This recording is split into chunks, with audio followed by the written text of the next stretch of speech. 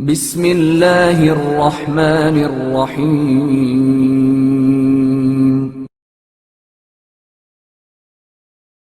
خواہش مسیح۔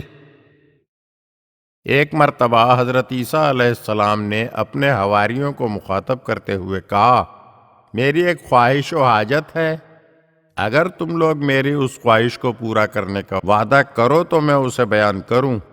حواریوں نے جواب دیتے ہوئے کہا، آپ حکم فرمائیں، ہم سبھی لوگ اس کی تعمیل و اطاعت کے لیے حاضر ہیں۔ حضرت عیسیٰ علیہ السلام اپنی جگہ سے اٹھے اور حواریوں میں سے ہر ایک کا پیر دھونا شروع کر دیا۔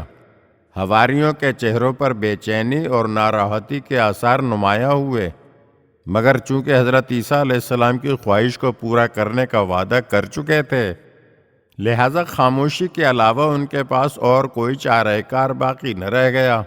بہرحال حضرت عیسیٰ علیہ السلام اپنے حواریوں کے پیر دھوتے رہے، اور جب انہیں اس کام سے فرصت ملی تو حواری ان سے کہنے لگے، آپ ہم لوگوں کے معلم ہیں، مناسب تو یہ تھا کہ ہم لوگ آپ کے پیر دھوتے، مگر آپ نے تو ہمارے پیر دھو کر ہمیں شرمندہ کر دیا۔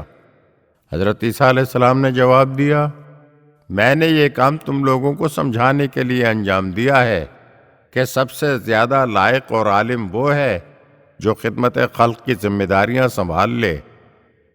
میں نے یہ کام تواضع اور انکساری کا نمونہ پیش کرنے کے لیے انجام دیا ہے تاکہ تم لوگ تواضع اور انکساری کا درس حاصل کر سکو، اور میرے بعد جب عوام الناس کی تعلیم اور دنیا میں تبلیغ حق کی ذمہ داریاں تمہارے اوپر آ جائیں تو تم لوگ بھی تواضع و انکساری کے ساتھ خدمت خلق کی روش اختیار کر سکو۔ عقل و حکمت خاکساری اور تواضع کی زمین پر پروان چڑھا کرتی ہے، اس کے برعکس تکبر اور غرور کے ماحول میں عقل و حکمت کا پھلنا پھولنا قطعاً ناممکن ہے۔ بس اس کی مثال یہ سمجھ لو کہ گھاس نرم زمین میں اگا کرتی ہے، سخت زمین اور پہاڑوں پر گھاس کا نکلنا ممکن ہی نہیں ہے۔